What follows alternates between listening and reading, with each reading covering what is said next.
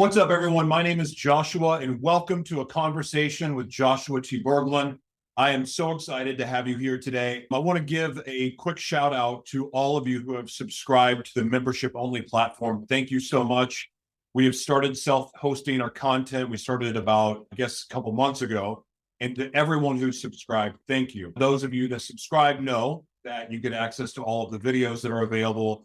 And it just means a lot to me, those of you who do that. Now, the podcast is free, but also I want you to know that every membership that's sold or any service that's sold is buy one, give one. So if you buy one, you get the opportunity to give one and gift one to someone else. That could be media company in a box services. It could be just for the broadcast.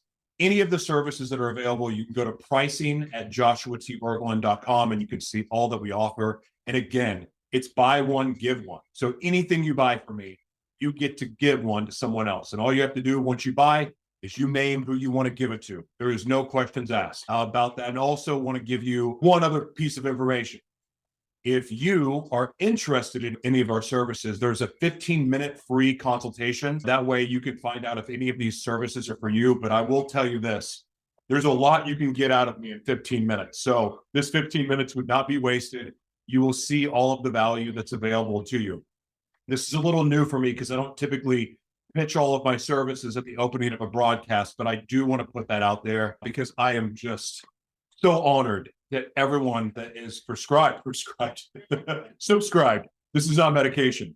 Although it could be good for the soul, I am grateful because, listen, self-hosting was the only path for me because getting kicked off of all of the other networks and all the social media platforms, I'm on Twitter now, but I'm under the world's mayor, hiding because my name is not allowed there. But nonetheless, self-hosting was the only way, but it's also the future of any broadcaster that really has any sense or wants to just be free to talk about the subjects that they care about without censorship and just having that freedom. But also, more importantly, it's about owning your likeness. Every single one of you are worthy of monetizing your intellectual property, every bit of it. However you deem necessary to put your intellectual property out into the universe that provides value for, should own your likeness. You should own your image. You should own your branding. And when you're on someone else's platform, you get to adhere to their rules and you also get to split the money with them.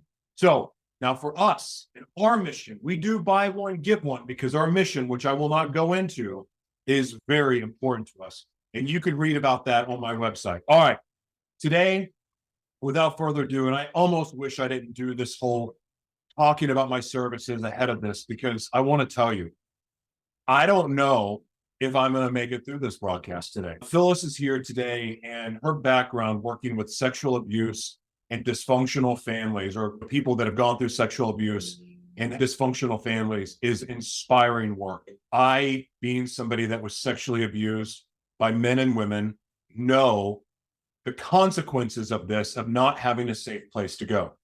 My whole life, those of you who have read The Devil Inside Me, our book, which is also at my website, you know the consequences that not only that I put on other people, that I dealt with myself, and even the consequences that I can't escape. Even 7 years removed from that past life, having HIV, not having the opportunity to see my twins yet, because I believe that God is going to make that happen also. But anytime I meet somebody that works with sexual abuse victims, my heart immediately melts because I know how challenging it is to rehabilitate your life, my life, how hard it was to rehabilitate mine. And so anyone who dedicates their life to that kind of work is always going to be special to me. So without further ado, please welcome Phyllis Leavitt. Ladies and gentlemen, welcome to a conversation with Joshua T Berglan and Phyllis Leavitt. Phyllis, I am so honored to have you here today. As I said in my intro, anyone who does and has dedicated their life to the work that you do is aces in my book, because I know how challenging it was, my road to recovery. And it's been complex, it's been challenging, And without people like yourself or people like me to be able to go to and learn from and help, what's the word I'm looking for? Retransform, or what's the word? Reframe the way that we look at things, that the different techniques in healing our trauma, all of that. I am so grateful for people like yourself, because without you, people like me don't go on to heal. And so I just want to say thank you out of the gate. And without further ado, before we get started, I would love to know, what are you grateful for today and why? It's a long list. I'm Good. grateful. I'm grateful to be alive. I'm grateful for this beautiful planet that I get to live on. I'm grateful for my husband and my children and my grandchildren that I love with all my heart. And I'm grateful for the work that I have been able to do over so many years with all the help that I have received along the way that's made it possible for me to be here with you today the way that I am and to have the things that I share. All of that wouldn't be possible with the help and love of help from many sources, let's just say it that way. So that's the beginning of a list, and I'm sure I'll add things later on. That's a good list. I like it. All right. So your work with sexual abuse victims, to me, is what sticks out. And then also working with the families too. That part is super important as well. In fact, yeah. I often think that if my parents would have known what was happening to me, maybe early intervention could have set in. With that said, what inspired you to work with sexually abused kids? Part of it, I think, was from the unconscious, because I really started on that path before I had all the memories that I had. So I think some part of me was just steering me in the direction that I needed to go. But once I got in graduate school, my own memories started to be revealed to me. And like you, I had a time in my own process of which was a moment that I moved through, but it was a profound moment of grief of what could my life have been like had this not happened to me, or had someone helped me. And until that point in my life, I was really a mystery to myself. I had no idea where I was coming from or why there seemed to be such a dark cloud hanging over me, and why I felt so alone, why I felt so other. And once I began to remember what happened to me, it was like this huge puzzle that had been spilled on the floor. All the puzzle pieces started to reassemble, and I got it. I started to understand myself. And I think my path in life has been just endless self-inquiry that has morphed into not just who am I and why am I the way I am or drawn to what I am, but who are we? And what influences us, and why are we the human race the way we are, and where are we going? Because basically what I'm writing a lot about in the book that I'm writing now, which is about bringing America to therapy, is the microcosm and the macrocosm are undeniably linked. So who I am as an individual and who you are and who millions of people are makes up humanity. And so if we're not healed and we're suffering, and many people are, that was one of my big ahas. I'm not alone. There's millions of people out there like me, and they're not just suffering from sexual abuse or physical abuse. They're suffering from poverty. They're suffering from discrimination. They're suffering from war. They're suffering from losing their homeland. So there's all kinds of trauma that people don't have any help for. And like me, may not have even known they needed help for, because they just blamed themselves for what they were experiencing. Gosh, that response has triggered a lot of different memories, not in a bad way, but good memories. I remember right after being molested by the two guys, just before being molested by my babysitter that was female, I remember like being really scared. At the same time, what I've been able to do over the years is start to realize that I think that there's a part of me that believes that I attracted this into my life, because I think that for all the years that I struggled and battled with my sexuality and not knowing what was real, I seem to remember some of the events that took place before I was molested that has made me believe that maybe I attracted this, and maybe the confusion around my sexuality wasn't so much from being molested. I think a lot of it had to do with religion, where I grew up, the things that I was being told. And then, of course, after being molested, being told that if you say anything, we're going to whip your ass and humiliate you and do a lot of bad things to you.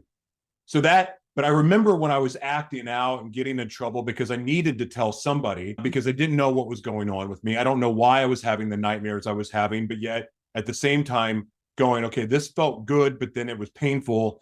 Okay, this is weird. I don't understand this. Why all of a sudden am I hearing people calling me a faggot? Why am I hearing all these words? It was very confusing. So then I go to my guidance counselor and I hear the words, and this is years later. She told me, she goes, oh, that's normal for little boys to do. And I'm like, being forcibly anally penetrated and forced to do oral. This is very odd. Okay, this is normal. Caused even more confusion. Then hearing it through at church and other places, homosexuals go to hell. So there was a lot of warfare that was built in from the very beginning that I don't even know what was worse, being molested or all of the verbal things that I was hearing. I know that part alone, and not having a safe place to go, not having anyone to talk to, not understanding what was going on was horrifying. And that set off the course for a very, very dark and scary life for most of my life.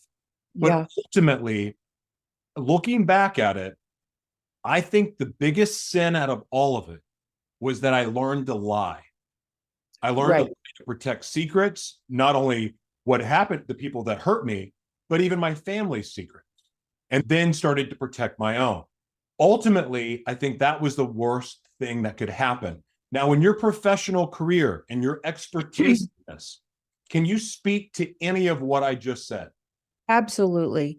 I think there's really two parts to the trauma, and I'll speak to sexual abuse, but I think this generalizes out into any trauma, and especially those that are perpetrated at human hands. And that is, there's the trauma itself. There's the actual sexual abuse, the violation of your body that's terrifying, that is unwanted, that sometimes is painful, sometimes is pleasurable, and that's part of the trauma. But in any case, I'm sorry? I said that part's the mind F of it all, is that something hurts and feels good at the same time. I had a 4-year-old that I saw years and years ago who had been molested, and he was very young, obviously, and actually the molest was revealed by his older brother. And he said to me, he just looked at me so innocently one day and he said, but I liked it. And it was just tragic. It was just absolutely tragic, because our bodies are also made to feel pleasure as well as pain. But what I wanted to say is that there's two parts. There's what happens, there's the violation to your body, and there's the response or lack thereof. And for so many people, they don't tell anyone, like you, for shame, for fear, for believing that it really was their fault and there's something wrong with them that's going to be revealed if they tell. But also because there's danger, and because as a society, we have taken a long time to believe our victims. And there's shame and blame societally, not just from the perpetrator or the family or people, the church, for instance, but there's societal shame and blame of people who are molested. And if we stay with sexual abuse, and there's also a lot of cases, and we know this from reading the news and reading people's stories, that even when cases have gone as far as to go into the justice system, they're not always dealt with justice. Also goes too far. You have the false allegations as well that are really terrifying. It almost seems not fair. And I'm not a victim. I don't look at myself as a victim at all. I've gotten to this place where I'm grateful for my trauma because of what it's fueled me to do today. And also because I have done and do the work to heal, remain healed, and continue to grow and to become who I was created to be. And but that's not an easy path. But stepping into it, the whole thing doesn't feel right because it doesn't seem like there's a safe way to go. Thinking about human trafficking, for instance, I think I don't know the percentages, I forget, it's somewhere in the 90s. The 90-something% of victims go back to their abductor because the devil is better than the one you don't. So we don't have resources in place. And mind you, it's better than it used to be, but it's not good enough.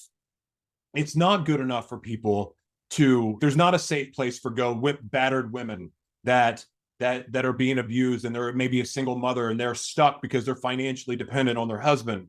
But also, let's just go with little boys. Little boys that are abused have the opportunity to become monsters if they're not helped, if they don't have a safe outlet, if they learn to lie and they don't learn to speak the truth, or they don't learn to share what's going on with them in a loving environment like that. And even, and here's that. And here, the danger of even sharing is sometimes when you share and you're vulnerable with someone else about what happened to you, you get set up to be molested again. And that happened to me. That happened to me when I was 19. So it's just, there's a lot of landmines. In your opinion, what can we actually do to provide a safe place for abuse victims to go heal and rehabilitate their life? Because the other thing I want to say to this, a lot of sexual abuse victims become unsafe to be around other people. Like, I wasn't safe to be around other people, yet here I was getting in and out of relationships and wrecking homes and destroying kids' lives and everything else. Like, what can be? I think that I want to jump out in response to what you're saying to the big picture, because I think what can be done is that we really urgently need to educate ourselves that what we're seeing, so I'll back up here for a second. So I was trained in lots of different kinds of therapy. And one of the major kinds of therapy that I feel really puts an umbrella around humanity today that we desperately need is family therapy. We're not islands. We didn't become who we are just because there's something intrinsically wrong with us or we're wired weird, right? We have all this conditioning from our families. And then what family systems theory really helped us understand is that the family goes beyond the family of origin. It's your community, it's your peer group, it's your workplace, and it's your government, it's your church. These are all family systems that we are conditioned by. We're given certain expectations. We're shown how or not how to resolve conflict. We're given the roles for male and female. All of these influences come from the largest and the smallest family system influences that each person has.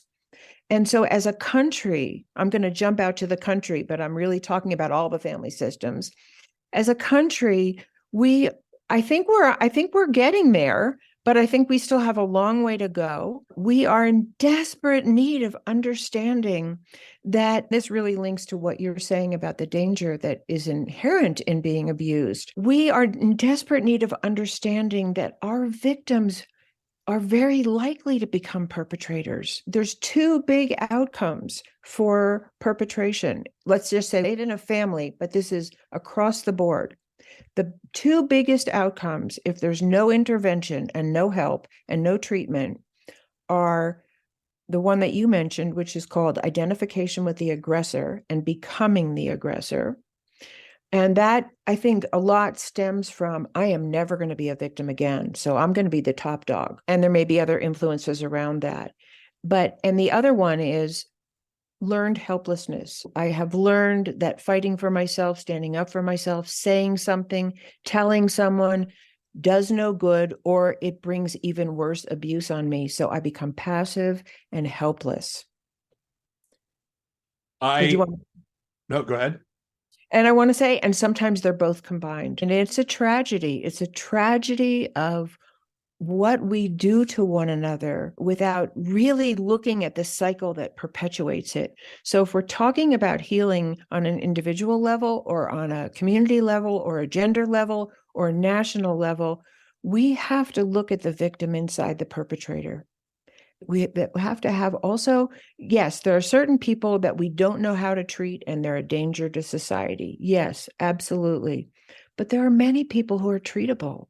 There are many people, if they were given a safe place to just own both the victimization and the victimizing that they have experienced, they could heal. Yeah. I healed.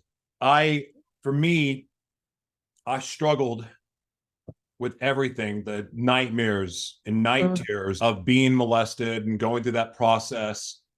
And then I remember in college, the very first time I did drugs, it was like immediate that the nightmare became a fantasy.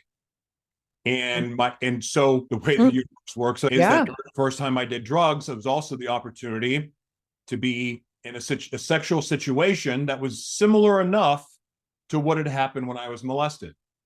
So I got to reframe what happened to me with drugs. And then all of a sudden, I started down this path, which of course I didn't know at the time what it was, but I became a chemsex addict immediately. That feeling of taking the pain away was so amazing. And so I was recreating all of my fetishes and all of my sexual taste were created out of my trauma. So was molested by men and women. So two guys and a girl became this thing for me. And then it evolved and got crazier and crazier, which I won't go into those details.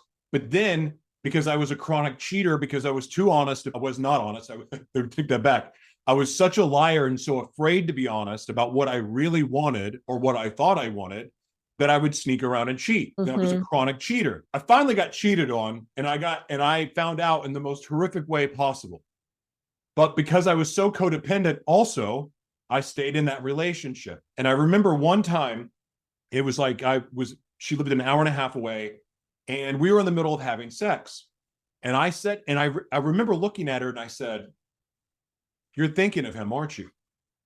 And she said, "Yeah, I'm thinking of him effing you," and the beep. And that just came out of nowhere. So in that moment, I then got addicted to wanting to be cheated on. I reframed it in that moment to take the pain away of hurting, of being cheated on, even though I'd hurt many others. Turned that into a fantasy. So I got into the cuckold and hot wifing and all that crap, and that became an addiction. I've never understood this, but part of my healing journey, and then obviously getting off drugs has helped a lot, became a lot of uncertainty in knowing what was real, what was healthy. Is there a safe way to express this? Or is this even what I really want? That was one of the biggest struggles for me in my recovery. Now, what I've learned is, now that I've rehabilitated my life, that I don't want a lot of those things because I value what I have in my wife and my kids more than I do anything else now. My sexuality be damned, because my sexuality is still complicated and all over the map. However, I found something that I value more than gratifying myself sexually. Not that I don't want sex anymore, but it's taken years of work to get there. So the reason I said all of that is because I want to ask you, is part of the healing process the reframing of the trauma, or is it something else? I think it's a lot of things. Definitely reframing the trauma, but tell me what you mean by reframing it. Are you talking about it really wasn't my fault? What are you talking about the reframe being? Taking the pain of the trauma and turning it into a fantasy, for one. That's one example of many I could give you, but that's the main one. Is the things that used to hurt me, I found a way for me to have power over it. So even in my situations where I'm drugged out of my mind and I'm having sex with all of these people I don't know over a 4-day meth binge, like I'm in this position where, yeah, I'm recreating my rape scene more or less, but I'm in control of it, is how I'm treating this. In other words, it's me asking for this, therefore I have power over it now. Absolutely, that is what some people do. That is absolutely one of the most common responses to reframe it in that way, in some way. Overpowered me, I am now going to overpower, or I'll be the one on top. That, I would say, that's a compensating mechanism. It certainly isn't healing. But I ended up with HIV, so it's definitely not healing. Okay. So we're in agreement there. Yeah.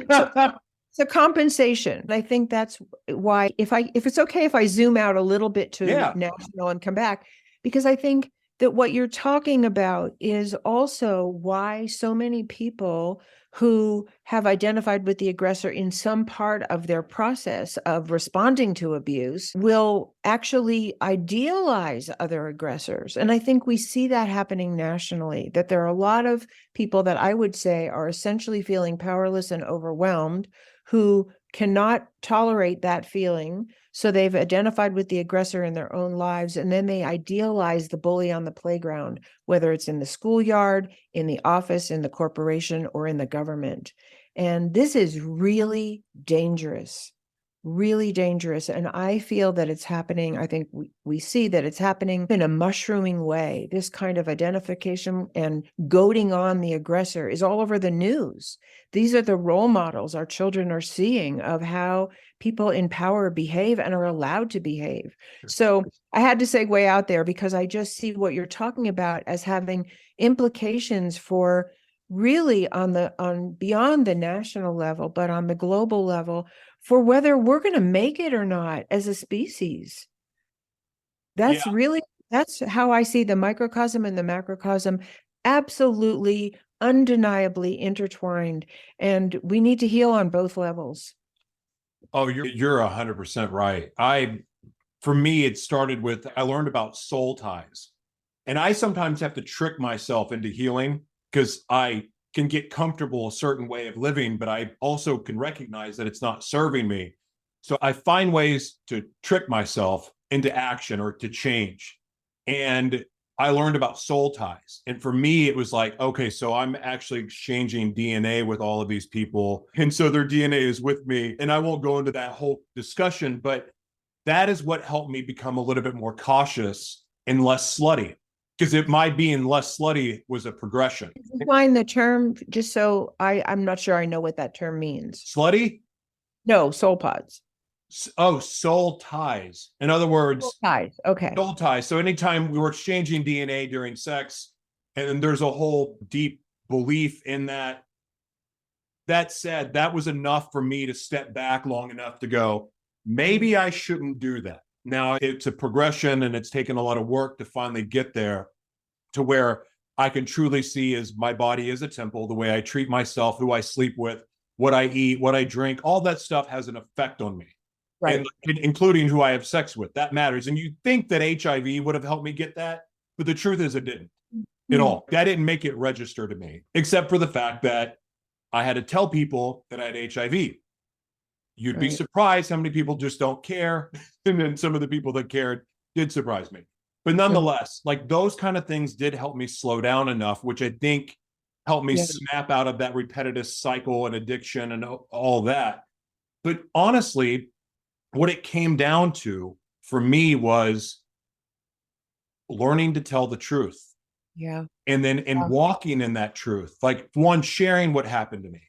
Okay. Then sharing about the struggles and the journey trying to overcome, because I left being a chemsex addict to being a sex addict and then breaking out of that. It's been a really long road, but ultimately I keep going back to being able to not just tell the truth, but actually being comfortable to talk about it has been the best therapy in the world for me. So I use my talk show, my original, very beginning one, because I felt in my spirit that God wanted me to put a spotlight on my shadow world. In fact, I think I heard him say it or her say it or whatever God is, and put a spotlight on your shadow world. I'm like, this makes sense because now I can't keep secrets and I love to keep secrets. So when I got comfortable telling the truth and talking about that, ultimately that served as my healing journey. And I did it myself talking to the camera basically. And along the way, getting feedback from other people, all of that really helped. So when you talk about family therapy, to me, this makes sense because you get in that setting, you get different perspectives. Right. And also you put yourself in a position where people can actually hear you and know how to support you. Is that a lot to do with why you believe in group therapy so much, group family therapy? Absolutely. There's a couple of reasons, and I probably won't remember them all, but one of them is the one I said before, that we are all at the effect of other people. So to really understand both ourselves and the dynamic playing out in the family, we have to understand how we come together and impact each other. So if you have an abuser in a family, there's going to be a definite impact on their spouse and children that is not going to be positive, and can take all kinds of symptomatic forms of becoming aggressive, becoming withdrawn, becoming an addict. There's a million different symptoms that appear. If you have a family system that's relatively healthy, where people talk and they share feelings and they laugh and they look out for each other's welfare and they are rooting for each other to succeed, then you have a whole different outcome for the people in that family.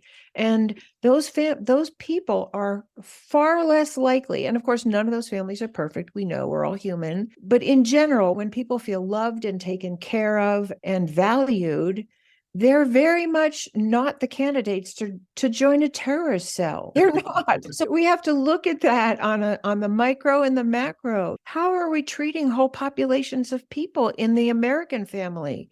How are we treating Black people? How are we treating Native people? How are we treating women? How are we treating the disabled? How are we treating Muslims? It goes on. And so for every group, that we target and criticize and blame and attack and murder, we are creating a tidal wave of people who are going to have their symptoms be glaring in our society and our country. And as you probably know, there's just yet another shooting yesterday, and this epidemic. So we have to ask ourselves, who are these people? They're not loved people. They're not people who are welcomed into our society and given a place and provided for. These are people who are hurting. This makes my blood just boil, because everything that you just said, I don't support agendas. Like the LGBT community, I support. The agenda that's pushing it, I don't. Like, there's a big difference between both. A lot of these causes get weaponized. And I'm not going to speak out against all of them and name names and all that, but people know. The gay community and the bisexual community is furious at the LGBT community because they're taking what they fought for and are just, it's perverting. It's not even the word, because it's something else. It's something more sinister, in my opinion. But that said, this is the cause of people not being heard. I remember about 4 or 5 years ago, I did an episode called Going Deeper. And it was at the exact moment I'd been really outward. I had not been real outspoken about my sexuality, my struggle with it. I talked about it a little bit, but I had never been so bold, even as a man of faith, to just say, this is what's going on. This is who I am. This is where it was at. But I felt inspired to do this broadcast called Going Deeper. And it was essentially what triggered the desire to do it was that 2 Christians I knew had committed suicide because they were bisexual and thought they were going to hell.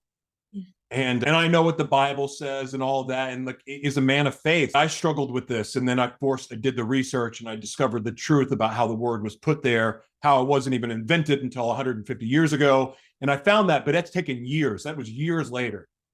But I just think about how all these people will speak out against gay and bisexual men and women, and even the trans community. And they speak out and they lash out against it without having a freaking clue. Again, some of this trans movement stuff is too far for me. But that said, I know trans people because I used to hang out and have sex with some. I got to know a lot of people in that community. If you don't understand something, that doesn't give people permission to bastardize it or to criticize it or judge it or ridicule it, because you have no idea where it comes from. I don't know if I was born bisexual.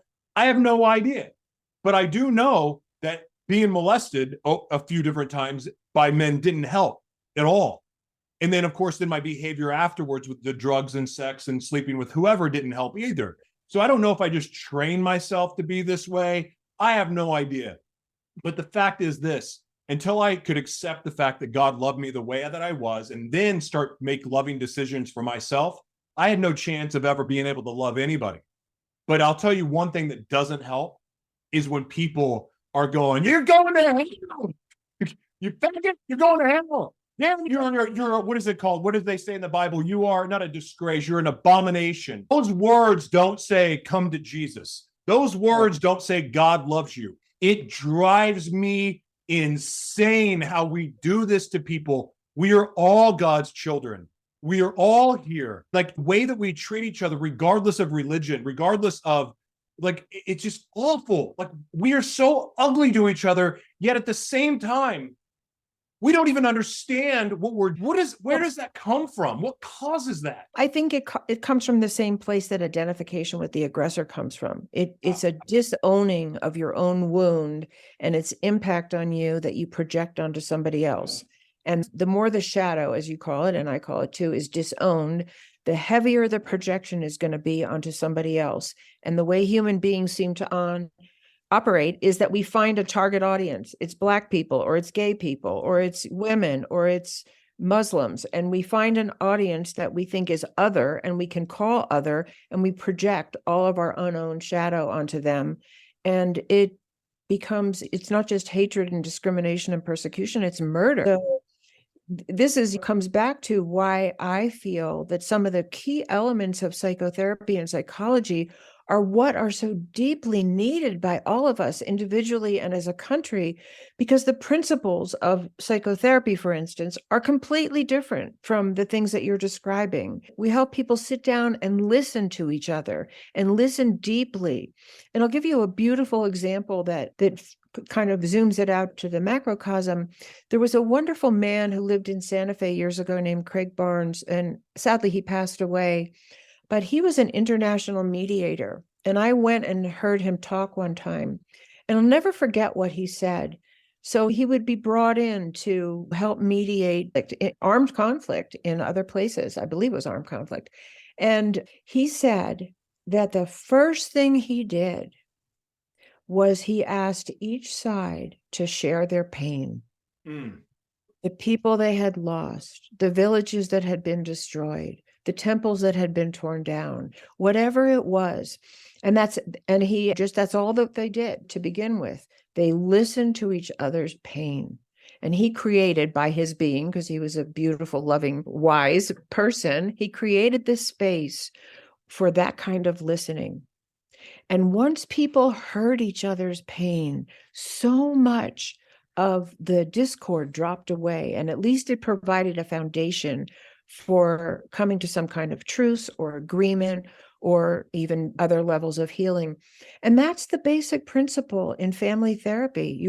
We help people listen to each other without judgment, without attack, without getting up and walking out, without screaming. And so these are the things that I wrote a little bit about this in my new book about what if we could have a government like that, where such divisiveness is just like raging on the floor of Congress, and people are calling each other's names and putting them down and tweeting whatever. Actually, what if we were actually committed as a country to healing our human relations? If we had mediators in our own Congress, facilitating each other, listening deeply, not just to their opposing views, but to where they're coming from and what pain might be fueling the ferocity of their position or their attack. We have so many tools in the world of psychotherapy that we could use, but we don't.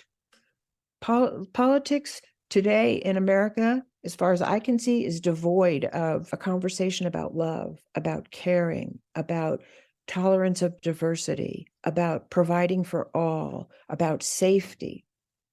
We're investing billions of dollars in more weapons that could kill millions and billions of people. Billions. Oh, yeah. And big pharma's role in all this too. And psychotherapy and psychiatry are two different fields, correct? I'm not a psychiatrist, but yeah, I don't deal with medication. Yeah, no, and that's because I'm very outspoken against big pharma. And the field of psychiatry, because especially the way that it's gone and what it's turned into. I remember being on 9 different medications. Wow. And ultimately it just made it worse. It made my desire to do drugs worse. It was awful. And, but I finally got off all of that 6 years ago, and it helped. And I was diagnosed with dissociative identity disorder after being misdiagnosed with schizophrenia and multiple other things. But my official diagnosis became dissociative identity disorder.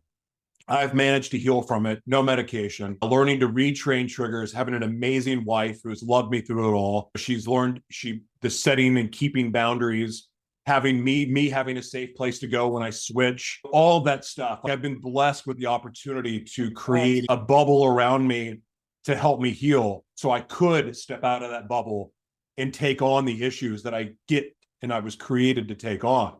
But I couldn't do that before, because if I switched, I wasn't safe. I wasn't safe to be around. That's just the fact. And part of what our book, The Devil Inside Me, is about is essentially that.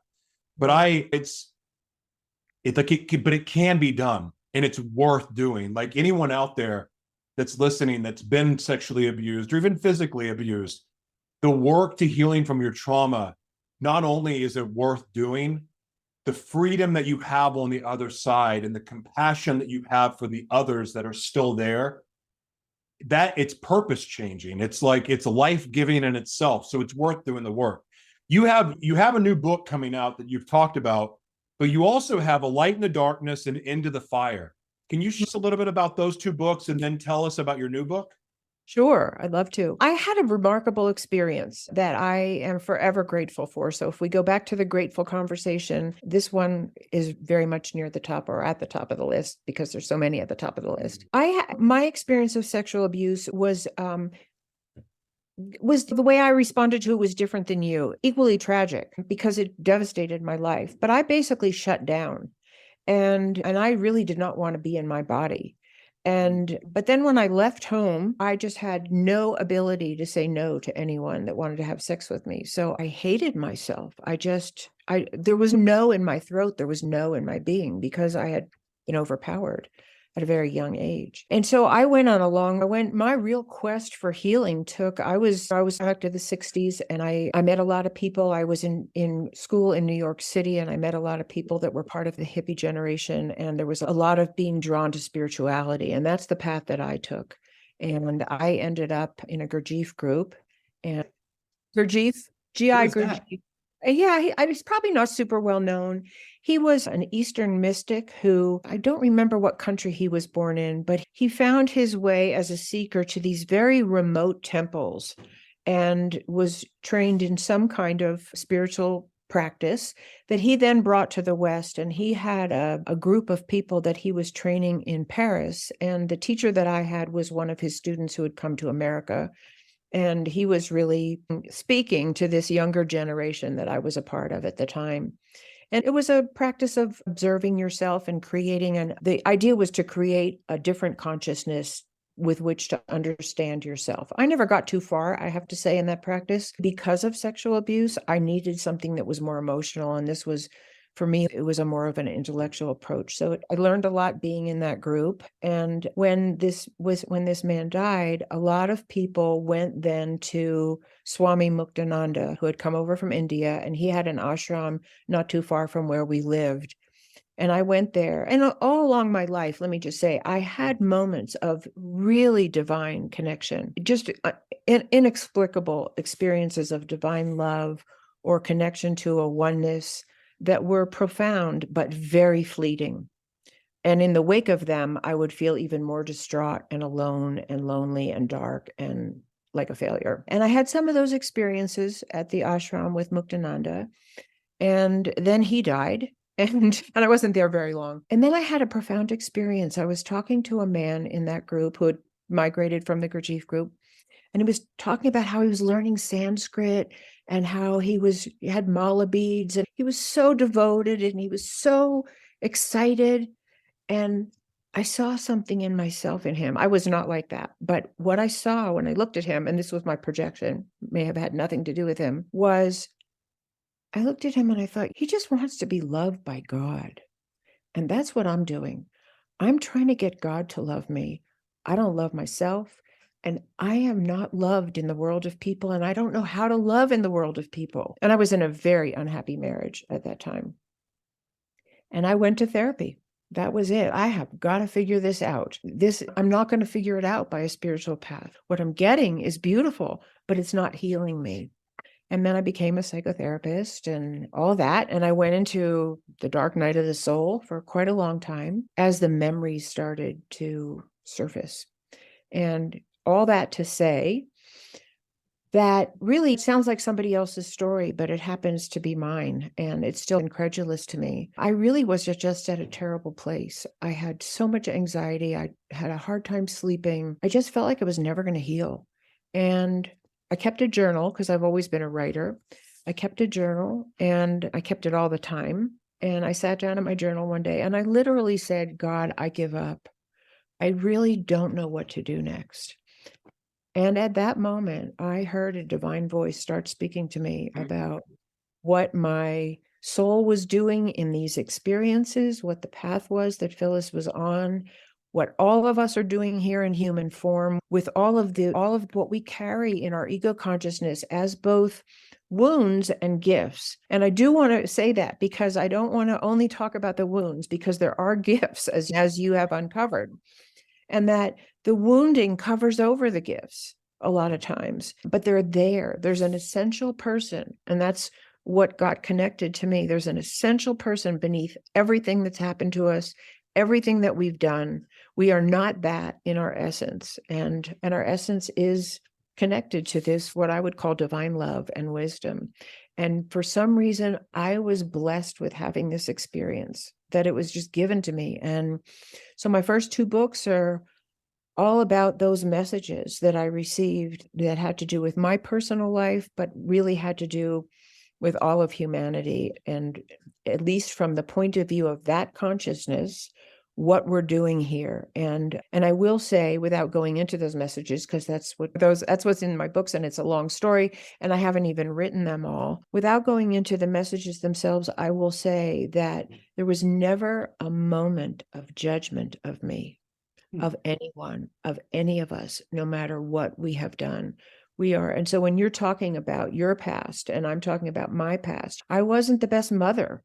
I was depressed and shut down and in the thick of my own inner work that was very painful. And I wasn't present some of the time in ways that I look back on and I feel terrible about. And I'm very grateful my children have all come out as beautiful human beings, but they had a rough start in their life.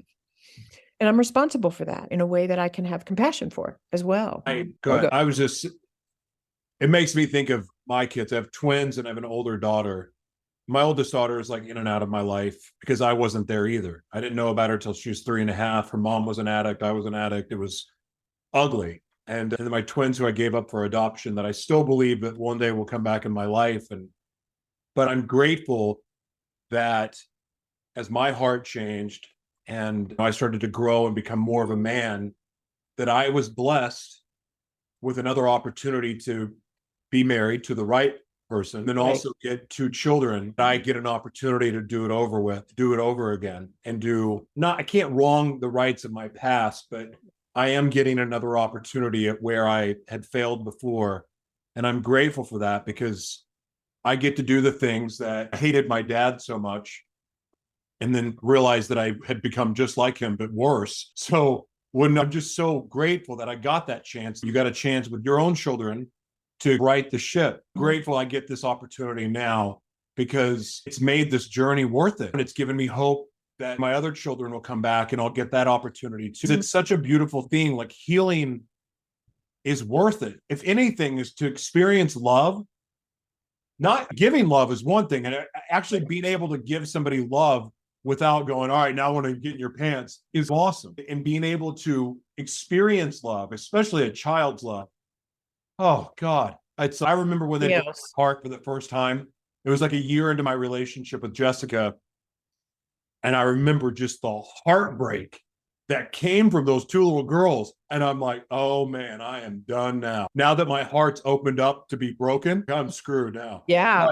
But it's such a blessing to have. And again, to anyone out there that's been sexually abused or physically abused, and you haven't started this healing journey yet, it's worth it. It's so worth it. And for me, it started with surrendering all the things that didn't serve me anymore. Surrendering anger, surrendering resentment, but also surrendering relationships that were still causing pain. That's how you kickstart this process. And as painful as it is, it's worth it because there's a beautiful life ahead of you. You're an example of this. And you are a beautiful example of this. And I think that is actually what most of our human journey is. We didn't come here perfected. And I think if we were supposed to, we would have. And I think we are actually making a journey from what my divine guidance called the sleep of forgetting of who we really are, to awakening to be a channel in ourselves, in our own human way, for some portion of divine love that we share with the world. And I think that the journey that we make is the access. And it's also the light that we hold, if we can, for anyone else who is afraid to make the journey or is on the journey. And I've had so many people come to me and say, I don't want to cry. I just feel like if I start crying, I'll never stop. And the truth is, we do stop. We do. When you're held in a place of understanding and safety where you can speak all your truths, that's what was missing. We didn't have it. And so the tears do stop and the essential self starts to emerge. And like you said, there is nothing more valuable than that. There's no experience greater than that, I think, as a human being. And one of the things I want to say, if I can segue a little bit out to the book that I'm writing now, and I'm happy to come back also to the others, is that part of what you illustrate so beautifully, and I think part of what the best psychotherapy makes possible is we can own the truths that are not pretty. We can stand in the truth of things that we have done that have hurt other people, or where we've been absent, or where we failed ourselves, or whatever it is, and not be judged, but still have that like envelope of compassion around us that understands that even whatever we did, we actually were doing the best we could. It wasn't good. And we might have hurt a lot of people, but we didn't, if we had known better, we would have done better. If we had been given better, we would have done better. And for me, I feel like that is something that our country has not yet learned. And it's critical. If we want to heal as a country, we have to own as a country the things that we have done that have hurt millions of people. Oh my God, yes. With no excuse, with no justification, with no but, with no and. We have to look in the face of the atrocities that we have committed and still commit and own them. And without denying that we have beautiful strengths. There's wonderful people in this country. There's wonderful movements in this country. There's wonderful organizations and causes in this country. Just like an individual, we have our wounds and we have our darkness and we have our shadow and we have our own things that we've inflicted that have not been good on other people. And we have beauty. And we have to know that we have both, because where the beauty is the hope, where the essential self is the hope. And one of the things that I looked a little bit into when I was writing my book was the Truth and Reconciliation that happened in South Africa. And while it wasn't perfect, because it was a learning, it was amazing what happened. That in the space, and again, I don't know what perfection would have been, because in order for the people who had committed the crimes against Black people and in apartheid, they only agreed to participate if they were given amnesty. So there was no consequence for what they had done, but they came and they told what they did. And they were heard, and they listened to the impact of the pain and the violence and the murders that they had committed on the surviving victims. That's a really good place to start. Yeah. And I know it happens on a small scale in therapy. It happens. And it works.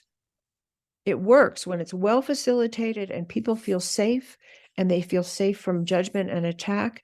They can be honest about where they have been, and they can listen to the pain they have inflicted, and they can heal. And so many people just want to be heard. A big part of our mission is not just being a voice for the voiceless, but to elevate the voiceless.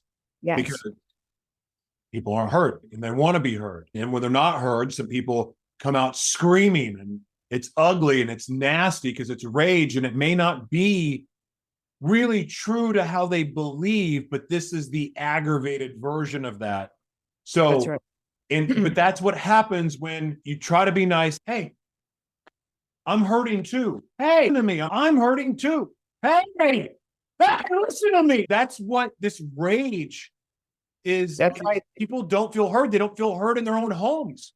That's absolutely right. That's 100% right. And this is one of the reasons, again, why I think the gifts of psychotherapy are so profound, because we understand that dynamic in the family. So I'll give you a good example. So I had a little girl that came to therapy for bedwetting, and her parents she was 11 or 12. I don't remember how old, but she was old enough not to be. And we did something called a family sculpture. I described this in my book because it's a very classic case of what family therapy can do in a short amount of time. We did something called so I talked to the parents first, and I said, tell me what's going on. What do you think is going on with her? And they said, we don't know. We don't have a clue. Okay. So I had the whole family come in, and there were some siblings along with the sister. And we did this thing called a family sculpture, where each person gets a chance to put the family in just some sort of little scenario. They don't act it out. They just say, my sister's in the bedroom doing her homework, blah, blah. And then she says, and then each person has a place that they are and a line that they speak.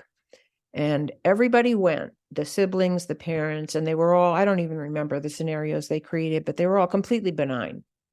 And I'm sitting there thinking to myself, what is wrong with this picture? Well, sure enough, the girl who was called the identified patient. So the one with the symptoms, the one with the biggest symptoms, who's glaring and brings the family to therapy, is called the identified patient in psychological language. She puts the parents opposing each other, screaming at each other to stop their drug use.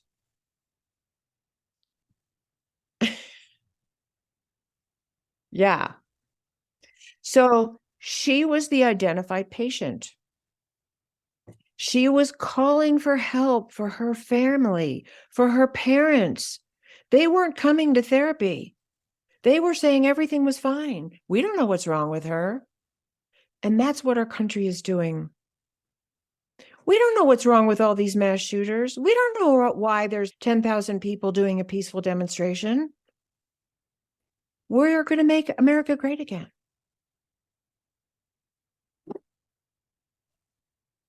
I haven't been alive when America's been great. I'm not 100% sure we've ever been great based on what I believe, how we were founded, and what this agenda has been at place. If I look at, not to turn this political, but right, I see what NATO's just continued Hitler's mission. So it's hard for me to, I like to consider myself a world citizen or a global citizen. This country to me needs a swift ass kicking in the form of some kind of, I don't know what the right way is, but it starts from leadership down. Yes. And it's broken. And the financial system is slavery that we're in. Of course, the new financial system that's a whole other conversation, but we're broken. And the only way that we have a chance of healing is with truth of what's been going on, who's been pulling the strings that cause us to be pitted against each other, why the media is doing what they're doing to people, why the constant lies and gaslighting. Just get to the root reason. And when we get there, what we're going to find out is you're not so bad after all. Yeah. I'm sorry I judged you. I'm sorry that I judged you based off of X, Y. We're going to find that out. Oh my God, you weren't really the enemy. It was them. I'm sorry. But we can't even get there without truth. But then the truth won't even matter if no one has the ears to hear. So we have to make it safe for people to hear, and we have to make it safe for people to tell, because that's the only way it's going to happen. It can't be retribution and revenge, because people don't talk in a climate of retribution and revenge, or verbal attack, or humiliation, or whatever else is happening out there to many of the truth tellers. And that's one of the basic premises of what I'm writing, is that right now, the way our country is running mirrors the dynamics of an abusive family, with the same effects on all of us. Even if we're not personally being abused, I'm not being targeted right now in the grocery store, but I'm still at the effect. We are all at the effect, whether we're suffering on the front lines or we're a little bit safer in our own venues. And the reason why, I'll tell you, is because, and you probably know some of this yourself, is that you can't see abuse happening without being abused, without being affected. Being powerless to stop someone else being hurt is an assault on our own being. The more powerless we feel to do something about it, again, people either retreat. So many people today, I don't know if you experienced this, will say things like, I just don't think we're going to make it. They've already given up for the human race. We're going to make it. Some of us will. I think we're going to make it too. And it's a lot in reference to what you're saying. It's like, we have to make it safe to tell our truths. We have to do this. And for me, I think it's bottom up and top down. It's what you do in your own life that changes the lives of your children and your wife and all the people around you and all the people that your podcast helps. And it's the top down of how do we influence, how do we get people in office that have values? And I coined this term, but I call the values of love and safety and peace and cooperation and valuing one another and inclusiveness and honoring of diversity and belonging and peaceful conflict resolution and healthy boundaries. I call it high-tech human relations, and everything else is low-tech human relations. And we're operating on some really low-tech human relations, and we're affecting our whole human environment. It's not just the physical climate, it's the emotional and mental climate we live in that needs healing. And I think that some of the tenets of psychotherapy are, and again, there's many avenues to healing. Some of them are spiritual, some of them are your faith, some of them are mine. They may be your creativity, it may be your relationship with nature, it may be a cause that you support, like cleaning up the water or the air, but whatever that road is, that's what we need to make a national agenda. Yeah. And in order to do that, there have to be multiple voices that speak truth to the powers that be, that are keeping truth silent and silencing truth tellers. Yep. You're right. You're 100% right. And you said something, it's from the bottom up. I think that's how you said it. But essentially, the greatest news I can give the world is the minute all of y'all that feel like you're down here in the gutter decide that you're going to stand up and you're going to start to try to live your life, and you're going to start your path to purpose, start your healing journey, which is also the path to your purpose. The minute that happens, that's when the shift begins for everybody. Right. Like, it's That's not right. just the gutter has the highest to go, but that sounds daunting. However, it doesn't take that much to create a universal energetic shift. So if you listening right now today decide, you know what? I'm going to, at the very least, say, I surrender my abuse, the pain from my abuse. I surrender my trauma to you. I surrender this addiction to you. I surrender this unhealthy relationship to you. I surrender these drugs to you. And just start there. Just you, one person. But if enough people do it, there is a shift in the atmosphere, because we are all energy and we're all going to feel it. So we get to do this. It's worth it, because we don't have to look at these leaders. Very few. That's the pyramid that we have. This structure is a lie. It should be flipped upside down. That's the way it should be. Get out of the gutter. And the fastest way to do that is stand up. Stand up. Stand up for yourself. Stand up. And it's not as complicated as it's been made to seem. You don't have to stay down there. Go ahead. No, I just wanted to throw one thing in. And also, I think what I didn't realize, and it took me a really long time to realize, is that all that pain, all that darkness, all that suffering, all that unconsciousness that I was living in and acting out in my life with other people, that is the raw material that we're working into gold. Yes. So don't criticize it. Don't hate it. Don't try to deny it. That's what we're transforming. We're transforming something. The Rapunzel spinning straw into gold. That's our straw. We need something to spin into gold. And that's what it is. It's everything that we are. And so when you say surrender, to me, it's yes, surrender to it all. Every single thing you said, everything about myself and my gifts. I always wanted to be a writer. It was in my heart to connect through writing. I'm sure you have the same thing where you've tapped into, how would you say that? Like, what besides what we see of you right now, which is obvious, is there anything else that you would say that you tapped into that became your gold, that emerged from all that gutter material? Creativity. Yeah. You have an endless creative flow, which is, because I start again, even if you're, for me, I think we're all creatives to a degree. Yeah. Now, some people have it more than others, but I think initially, it's in our DNA to want to create, to want to build things, totally. And so whether it's through writing, through speaking, through sculpting, through painting, through music, whatever it may be, that you can create through all of that.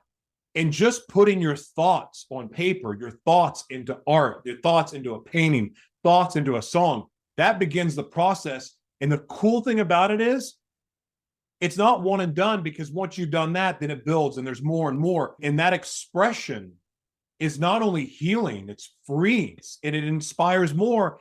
And from just being a human, and it's part of your gift and it's part of why you're here thing, you're also using that to let other people know that they're not alone. And let me tell you something, when you're going through it, y'all know what I'm talking about. Some of you you feel like you're the only one on the planet to struggle with your sexuality. You feel like you're the only person on the planet to have HIV or to overdose or to get divorced or to be beaten, to be molested, to be taken advantage of, to be stolen from. You think you're the only one.